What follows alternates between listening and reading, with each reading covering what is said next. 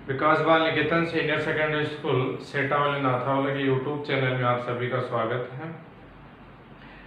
Videos लगातार प्राप्त करते रहने के लिए वीडियो के नीचे एक सब्सक्राइब बटन आ रहा होगा लाल कलर का, तो सबसे पहले उस लाल बटन पर क्लिक करें जिससे आगे के हमारे सभी वीडियोज आपको प्राप्त होते रहें। तो सबसे पहले वीडियो को सब्सक्राइब कीजिएगा। इसके आगे अपन बात करते हैं, मैथमेटिक्स स्टार्ट करने जा रहे हैं क्लास 10th की, जिसमें अपन सबसे पहले लेसन नंबर 3 पढ़ने जा रहे हैं जिसका नाम है बहुपद। क्लास 10 की मैथमेटिक्स स्टार्ट किया है जिसमें पर्सनली 3rd पढ़ने जा रहे हैं जिसका नाम क्या है बहुपद। बहुपद पर्सनली स्टार्ट करने से पहले बहुपद क्या होता है इसके बारे में थोड़ी सी जानकारी अपन ग्रहण करते हैं। तो सबसे पहले बहुपद किसे कहते हैं, तो सीधा परिभाषा है बहुपद ऐसा बीजीय व्यंजक, ऐसा बीजीय व्यंजक। अब बात आती है बीजीय व्यंजक क्या होता है, तो ध्यान रखना बीजीय व्यंजक वो व्यंजक होता है जिसमें चर राशि भी आती हो और अचर राशि भी आती हो। अब बात होती है चर और अचर का मतलब क्या होता है, तो चर राशि उसे कहेंगे, ध्यान रखना, अंग्रेजी जो वर्णमाला के लगभग जो सभी अक्षर होते हैं, अंग्रेजी वर्णमाला के लगभग जो सभी अक्षर होते हैं वो चर राशि में आते हैं, और अचर राशि में वो संख्याएं आएंगी गणित की 1 से लेकर अनंत तक की जो भी संख्याएं होंगी वो किस में आएंगी, अचर राशि में आएंगी। तो चर और अचर से मिलकर जो व्यंजक बनता है उसे अपन बोलते हैं बीजीय व्यंजक। जैसे ये वाले, ये 2x 4x, ये बीजीय व्यंजक कहलाते हैं। ठीक है, तो ऐसा बीजीय व्यंजक जिसमें एक या एक से अधिक पद हो, एक या एक से अधिक, दो या दो से अधिक भी बोल सकते हैं, परंतु एक को भी अपन पद ही बोलते हैं। एक को पद बोल देंगे, एक से अधिक हो जाएंगे तो बहुपद बोल देंगे। तो एक या एक से अधिक पद हो तो वह बहुपद कहलाता है। एग्जाम्पल के तौर पे देखो, यहाँ पे देखो x, x अंग्रेजी वर्णमाला का अक्षर है, इसका मतलब ये हो गई चर राशि, और 2 है गणित की संख्या तो वो हो गई अचर राशि। तो चर और अचर से बन रहा है, इसका मतलब हो गया बीजीय व्यंजक। ठीक है, कितना पद हो गया इसमें, एक, तो ये बहुपद होगा। क्या बहुपद बोल सकते हैं, पर एक या एक से क्या होना चाहिए, अधिक। इसमें देखो कितने पद हैं, 3, तो इसका मतलब बहुपद हो गया। इसमें भी कितने पद हैं, 2 हैं, तो इसका मतलब ये भी क्या हो गया, बहुपद। तो एक या एक से अधिक, एक से अधिक हो उसे अपन क्या कहेंगे, बहुपद। तो ये तो थोड़ी सी जानकारी बहुपद के बारे में हो गई।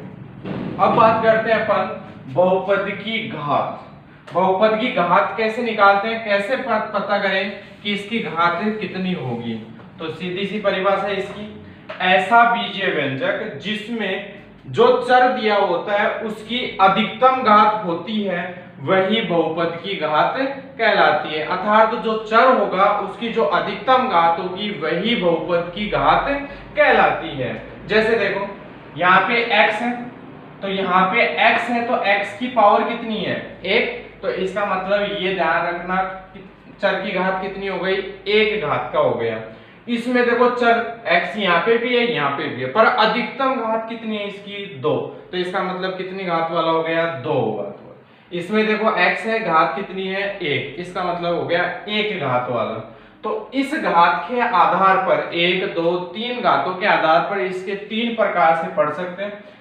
एक घात वाले को बोलते हैं रैखिक बहुपद, एक घात वाले को क्या बोला जाता है, रैखिक बहुपद। 2 घात वाले को द्विघातीय बहुपद, और 3 घात वाले को त्रिघातीय बहुपद बोला जाता है।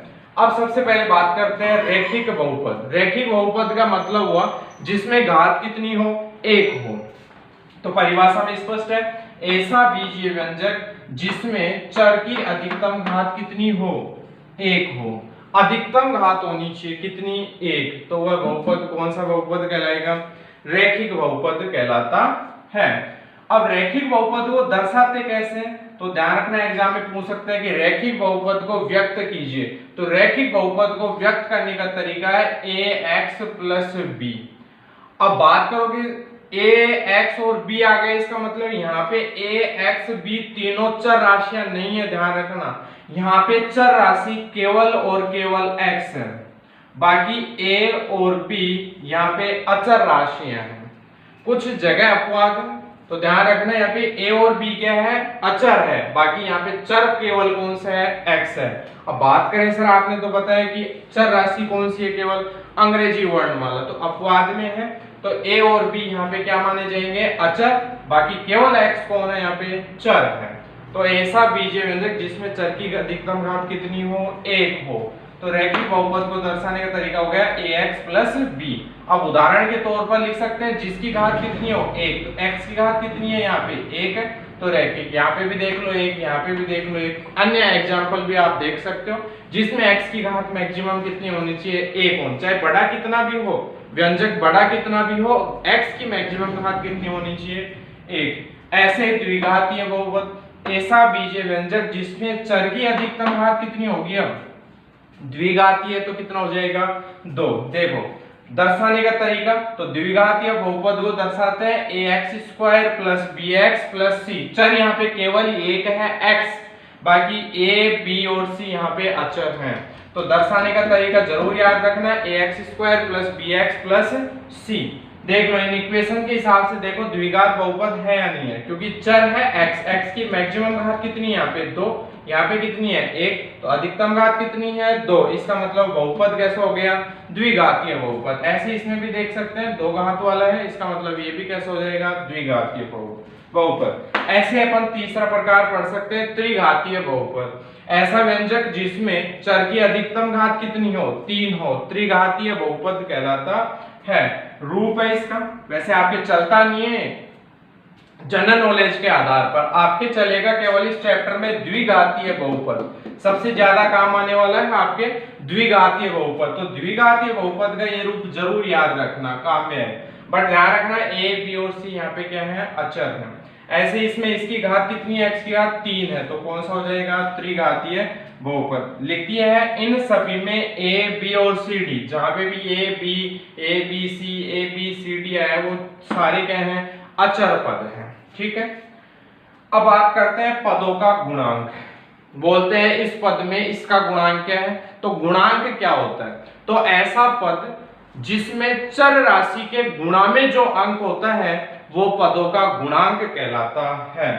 किसी पद में चर राशि मतलब x के गुणा में जो अंक होता है, x y z कुछ भी हो सकता है, के गुणा में जो अंक होगा, गणित का अक्षर होगा, वो पदों का गुणांक कहलाता है।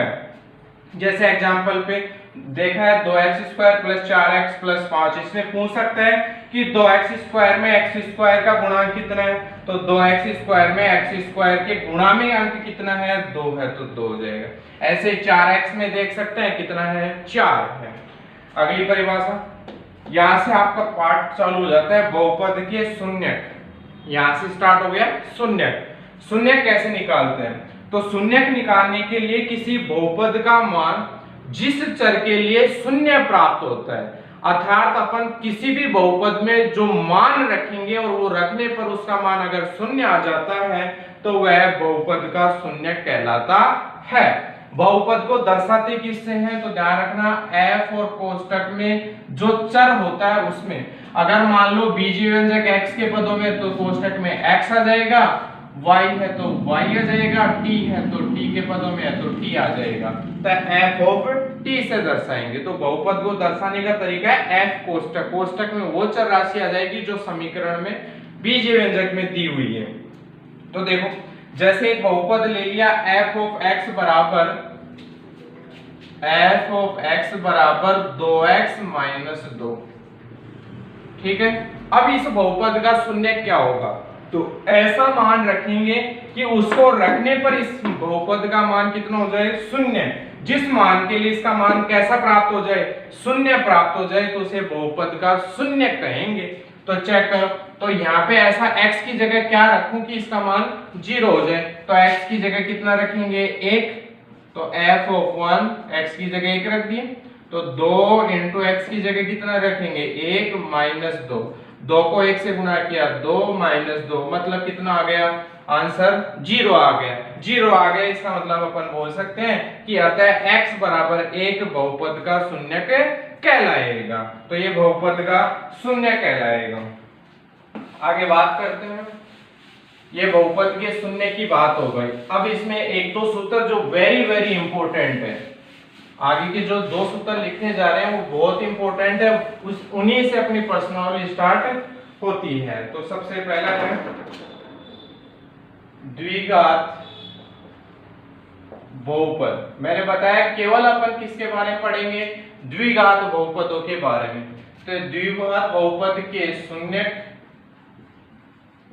व गुणांकों के बीच संबंध, व गुणांकों के बीच संबंध। गुणांक बोल दिया, जो गुणा में अंक होता है उसे अपन बोलते हैं गुणांक। बहुपद के शून्यक तथा गुणांकों के बीच संबंध। हाँ जी, माना द्विघात बहुपद, माना द्विघात बहुपद होता है, अभी मैंने बताया था उसका रूप याद रखना, ax² plus bx plus c। द्विघात बहुपद का रूप होता है ax² plus bx plus c। चर केवल यहाँ पे x है, बाकी a b व c अचर पद है। ध्यान रखना, a b व c क्या है, अचर पद है।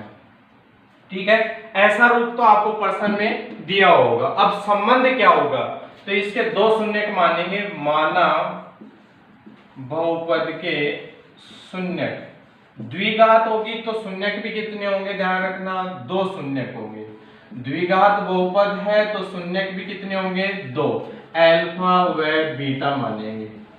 माना बहुपद के दो शून्य क्या है, अल्फा और बीटा है। तो बहुपद के दो शून्यक मान लिया अपन ने, अल्फा और बीटा। अब इनमें संबंध क्या होता है, उस संबंध की बात करते हैं अपन। तो संबंध होता है पहला, शून्यंकों का योग, शून्यंकों का योग।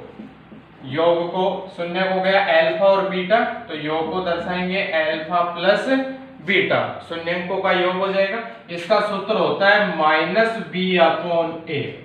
ध्यान रखना, शून्यंकों का योग करेंगे तो अल्फा और बीटा माने, जब इसको हल करेंगे तो दो ही शून्यक आएंगे। द्विघात समीकरण के कितने शून्यक आएंगे, दो। अल्फा और बीटा योग करेंगे तो अल्फा प्लस बीटा बराबर हो जाएगा -b/a, जहां b देखो कहां है, ये रहा। b किसके गुणा में आ रहा है, x के गुणा में आ रहा है, तो इसका मतलब इसको बोलेंगे x का गुणांक। क्या बोलेंगे, x का गुणांक। और c नहीं, a किसके गुणा में आ रहा है, x² के, तो x² का गुणांक, x² का गुणांक। ऐसे एक और सूत्र याद रखना है, शून्यंकों का गुणन, शून्यंकों का गुणन अल्फा इंटू बीटा, डॉट का मतलब हो गया इंटू, तो अल्फा और बीटा शून्यंक का गुणा हो गया अल्फा इंटू बीटा। सूत्र याद रखना, c/a, अल्फा इंटू बीटा बराबर होता है c/a। c क्या होता है, यहाँ पे देखो लिखा हुआ है अचर पद, जहां c क्या है, अचर पद, और a क्या है, x² का गुणांक। a क्या है, x² का गुणांक। शून्यंकों का योग, इंपॉर्टेंट सूत्र है ये वाला, प्रश्नावली स्टार्ट इसी से होगी और ये काम में आने वाला है स्टार्टिंग में। बहुपद किससे व्यक्त करते हैं, ax² plus bx plus c से, जहां a b c क्या है, अचर पद। ये दोनों सूत्र याद रखते हैं। योग में आता है अल्फा प्लस बीटा बराबर -b/a, और अल्फा इंटू बराबर आता है c/a। और जो दूसरा सूत्र अपने जो काम में आएगा, शुरू की प्रश्नावली में जो काम में आने वाले सूत्र हैं 3.1 में, तो दो सूत्र हैं। पहला हो गया, सेकंड और देखो, दूसरा सूत्र है द्विघात बहुपद ज्ञात करने का सूत्र, द्विघात बहुपद ज्ञात करने का सूत्र, तो द्विघात बहुपद ज्ञात करने का सूत्र क्या होता है, तो द्विघात बहुपद बराबर हो जाएगा के कोष्टक में x² minus alpha plus beta into X और plus alpha into beta. Alpha plus beta, ध्यान रखना शून्यंकों का योग, अल्फा प्लस बीटा क्या होता है, शून्यंकों का योग, कोष्टक में रहेगा, और अल्फा इंटू बीटा होता है शून्यंकों का गुणन, और x यहाँ पे चर राशि है, क्या है, चर। और जहां k क्या है, तो k को अपन वास्तविक संख्या भी बोल सकते हैं, वास्तविक संख्या भी बोल सकते हैं, या कोई अचर पद भी बोल सकते हैं, एक कांस्टेंट राशि है, क्या बोल सकते हैं, अचर, नियतांक एक तरीके से, जो इसको बाहर रखेंगे अपन। तो ये जो अंदर वाला पोर्शन है वो किसको व्यक्त करेगा, द्विघात, के सहित नहीं, के अंदर वाला जो पोर्शन है वो द्विघात बहुपद को व्यक्त करेगा। तो ये दोनों चीजें इंपॉर्टेंट है, ये वाली और ये वाली, इन्हीं के आधार पर आपकी 3.1 स्टार्ट होगी जो अपन करने जा रहे हैं। तो दोनों सूत्र वापस से देखो, बहुपद ज्ञात, बहुपद को इससे दर्शाते हैं ax² plus bx plus c से, जहां a b c और क्या है, अचर पद है। बहुपद के दो शून्य क्या क्या माने अपन ने, अल्फा और बीटा, पहला शून्यंकों का योग अल्फा प्लस बीटा बराबर माइनस बी अपॉन है, शून्यंकों का गुणन अल्फा इंटू बीटा बराबर सी अपॉन है, और ये द्विघात बहुपद ज्ञात करने का सूत्र है k into x² minus alpha plus beta into X और प्लस अल्फा इंटू बीटा, दोनों सूत्र याद होने चाहिए। अब अपन शुरू करने जा रहे हैं 3.1 का एग्जाम्पल फर्स्ट, द्विघात बहुपद x² minus 2x minus 8, x² minus 2x minus 8 के शून्य ज्ञात कीजिए। प्रश्न किस हिसाब से आएगा, के शून्य ज्ञात कीजिए तथा शून्यंकों एवं गुणांकों के बीच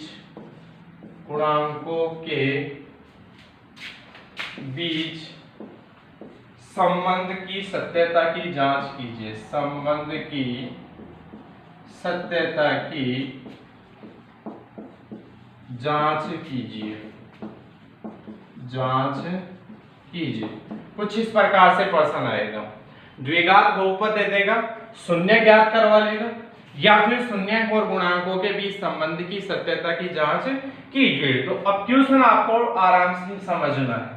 तो सबसे पहले द्विघात बहुपद है x² माइनस 2x माइनस 8, तो बहुपद को मैंने बताया f ऑफ से व्यक्त करते हैं, कोष्टक में क्या आएगा, जिसके पदों में दिया हुआ है, किसके पदों में दिया हुआ है, x के पदों में, तो f ऑफ x आ जाएगा, बराबर x² माइनस 2x माइनस 8 रख दी। शून्य के ज्ञात करने के लिए सबसे पहले ध्यान रखना, जो भी आपको बहुपद दिया है उसको 0 के बराबर रखेंगे, किसके बराबर रखेंगे, 0 के बराबर, तो x² माइनस 2x माइनस 8 बराबर 0, ये हो गया। अब इसको आपको हल करना आना चाहिए, कैसी समीकरण है, द्विघात समीकरण है, और द्विघात समीकरण में पद कितने हैं, यहाँ पे 3 पद हैं, तो 3 पद हैं, तो वहां पे ध्यान रखना कौन सी विधि लगेगी, गुणनखंड विधि द्वारा, किससे द्वारा हल करेंगे इसको, गुणनखंड विधि से हल करेंगे, जो आपको आनी चाहिए, 8th क्लास से पढ़ते आ रहे हो। फिर भी देखते हैं गुणनखंड कैसे करते हैं। तो दो चीजें आपको यहाँ पे लिखने का सोचना पड़ेगा, एक तो जोड़ने पर और एक गुणा करने पर, जोड़ने पर और गुणा करने पर। जो बीच में है, बीच में x के गुणा में कितना है, चिन्ह सहित -2, ये तो आना चाहिए जोड़ने पर, बीच में कितना है -2, ये तो आना चाहिए जोड़ने पर, और गुणा करने पर जो लास्ट में है वो कितना है -8, ये आना चाहिए गुणा करने पर, ये कब आना चाहिए, गुणा करने पर। तो आपको दो टुकड़े ऐसे, गुणनखंड का मतलब होता है टुकड़े करना, तो दो गुणनखंड ऐसे सोचने हैं कि किन्हीं दो संख्याओं को जोड़ने पर -2 आए और गुणा करने पर कितना आए, 8 आए। अब सबने सोच लिया होगा 4 और 2 को गुणा करने पर कितना होता है 8, और 8 और 1 को गुणा करने पर भी कितना होता है 8। पहले गुणा करने पर सोचेंगे अपन। तो 4 और 2 8 और 1 8 एकम 8 होता है, 4 दूनी भी 8। अब दो थोड़ी गुणनखंड होंगे, मान्य तो एक ही होगा। चेक करते हैं कौन सा मान्य होगा। अब जोड़ो 8 और 1 तो कितना हो गया 9, या 8 में से 1 घटाएं तो कितना होता है 7। तो 9 और 7 न तो जोड़ने पे आए न घटाने पे आए, तो इसका मतलब ये तो कैंसिल हो गया। 4 को 2 से गुणा करो, 4 दूनी 8, सही आ रहा। जोड़ो 4 और 2 तो वैसे तो कितना हो गया 6, परंतु घटाओ तो 4 में से 2 गया तो 2 बचता है। घटाने पे क्यों बोल रहा हूं वो देखो, घटाने पे इसलिए बोल रहा हूं, वैसे जोड़ेंगे जुड़ते ही हैं, वो कैसे 4 और 2 दो टुकड़े में। अब कंफर्म सी जायज सी बात है, एक प्लस का होगा एक माइनस का होगा, क्योंकि गुणा करने पर क्या आ रहा है माइनस चिन्ह आ रहा है। अब कौन सा माइनस का होगा कौन सा प्लस का होगा, तो जोड़ने पर संख्या देखो क्या आ रही है 2 आ रही है, और 2 किस में आ रहा है माइनस में, तो अधिक वाली संख्या माइनस में हो जाएगी। तो अधिक वाली संख्या किस में हो जाएगी माइनस में। अगर यहाँ पे जोड़ने पर +2 होता, क्या होता +2 होता, तो यहाँ पे ये प्लस का ही रहता बड़े वाला, तो यहाँ पे अब किसका हो जाएगा ये माइनस का। ऐसे आपको टुकड़े सोचने कि गुणा करने पर चेक करो, देखिए दोनों चीजें पॉसिबल हो रही हैं क्या। 4 को 2 से गुणा किया 8 और चिन्ह किसका आ गया माइनस का।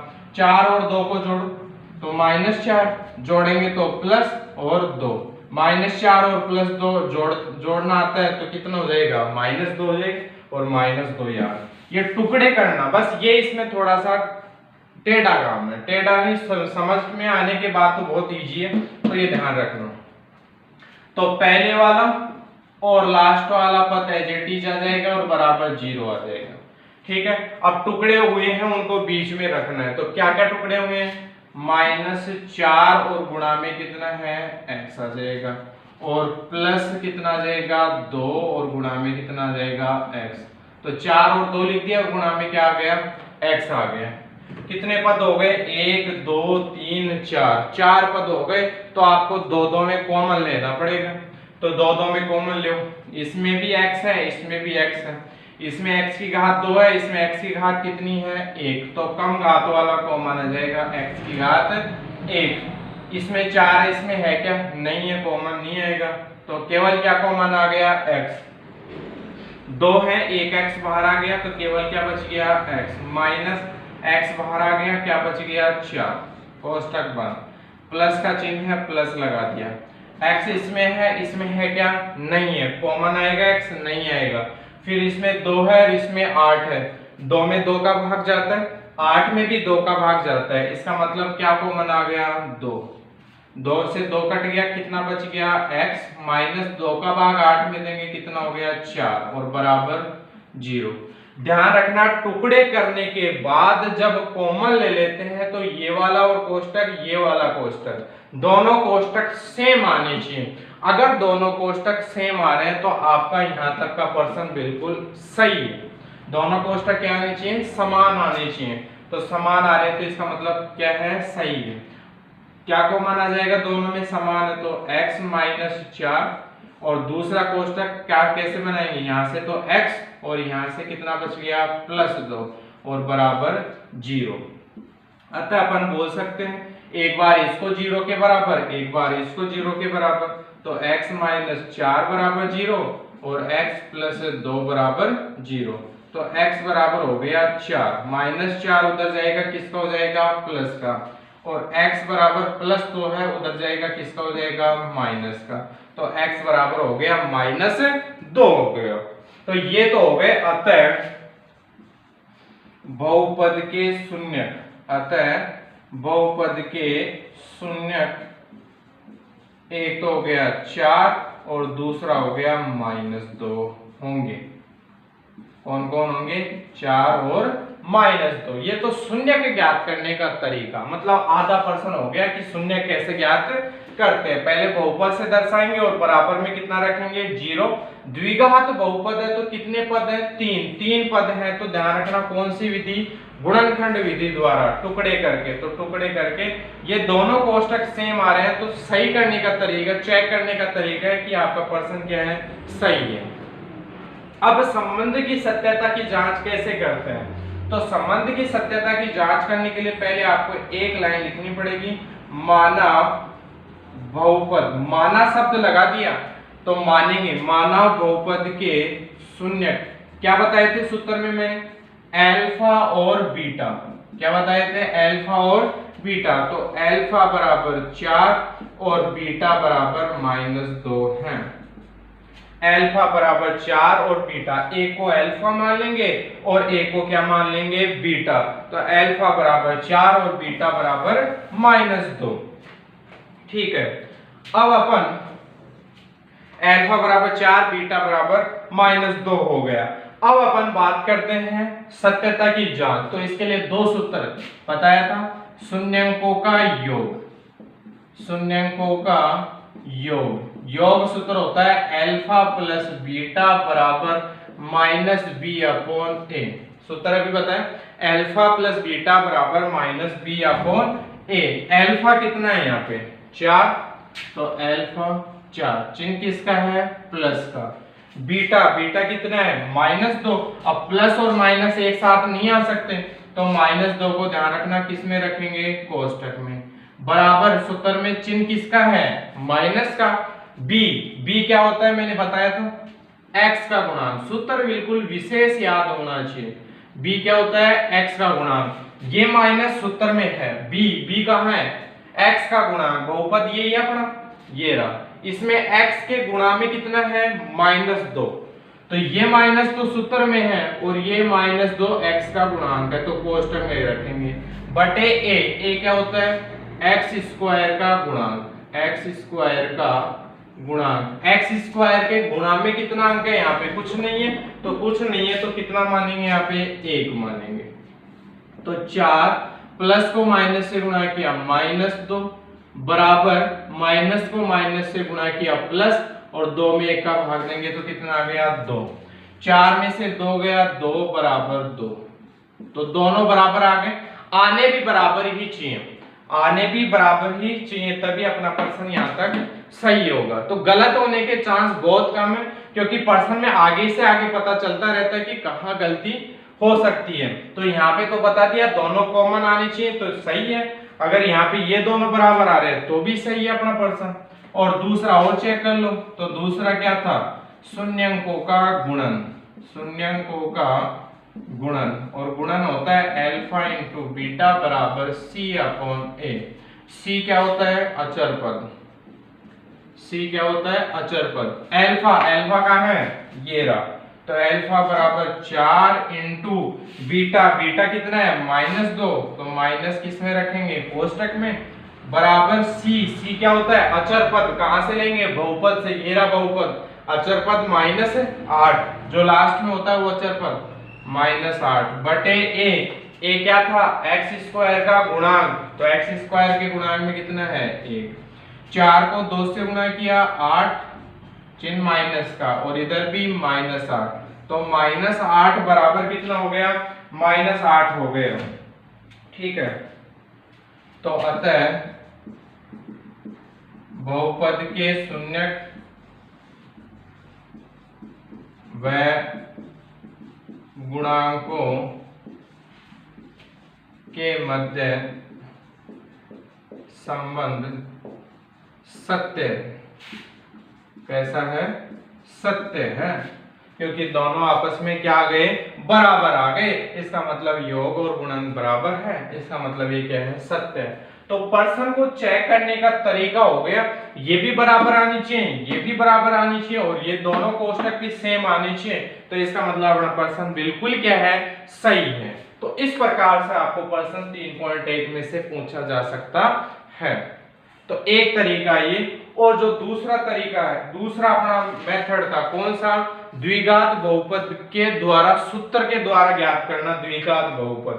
तो देखो वो कैसे करते हैं, तो एक तरीके का प्रश्न हो चुका है अपना, अब दूसरे तरीके का प्रश्न करते हैं अपन। दूसरा क्या था, तो एग्जाम्पल फर्स्ट मैंने करवा दिया, एग्जाम्पल सेकंड आप करने की कोशिश करना। तो अब देखते हैं अपन एग्जाम्पल थर्ड क्या है। एग्जाम्पल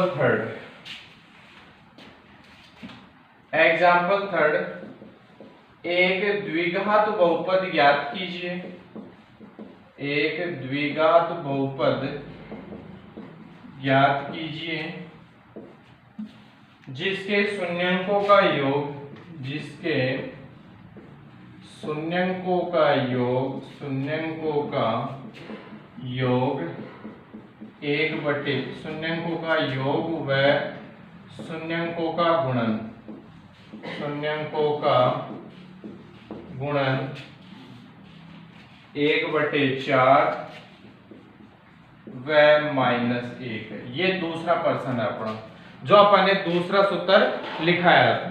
ठीक है, तो इसको कैसे हल करेंगे? तो क्या ज्ञात करवा रहे हैं? द्विघात बहुपद ज्ञात करवा रहे हैं। तो द्विघात बहुपद का सूत्र क्या होता है? तो लिखा है द्विघात बहुपद का सूत्र होता है k into x square minus alpha plus beta into X और प्लस एल्फा इंटू बीटा। ये द्विघात बहुपद का सूत्र होता है। तो अब एल्फा प्लस बीटा क्या होता है? शून्यंकों का योग, शून्यंकों का योग। तो शून्यंकों का योग अपने को प्रश्न में दिया हुआ है, आंसर यही हो जाएगा। शून्यंकों का योग, योग दिया हुआ है 1/4 और शून्यंकों का गुणन, शून्यंकों का गुणन, गुणन का मतलब हो गया, योग का मतलब तो हो गया एल्फा प्लस बीटा का मान कितना है? 1/4 और गुणन का मतलब हो गया एल्फा इंटू बीटा कितना है?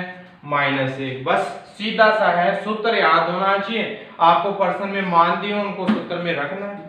तो क्या हो जाएगा? k कोष्टक में x square minus alpha plus beta 1/4 into x plus alpha into beta, plus और माइनस एक साथ नहीं आ सकते इसलिए कोष्टक में रखेंगे। तो k लघुत्तम लेंगे, बटे में संख्या, तो कितना लघुत्तम आ गया? 4। इसके नीचे 1 मानेंगे तो 1 का भाग 4 में देंगे 4 बार, और 4 को एक्स स्क्वायर से गुणा करेंगे, कितना हो जाएगा? 4x square. माइनस 4 का भाग 4 में दिया 1 बार, 1 को x से गुणा किया x, प्लस को माइनस से गुणा किया माइनस। इसके नीचे कुछ नहीं है, 1 का भाग 4 में देंगे 4 बार, और 4 को 1 से गुणा किया 4। बटे वाली संख्या को बाहर निकालेंगे तो k/4, कोष्टक में क्या बच गया? 4x square minus x minus 4। अतः द्विघात बहुपद हो गया अपने पास। k को छोड़ देंगे क्योंकि k तो अचर पद है, तो क्या हो जाएगा? 4x square minus x minus 4 होगा। द्विघात बहुपद क्या हो गया?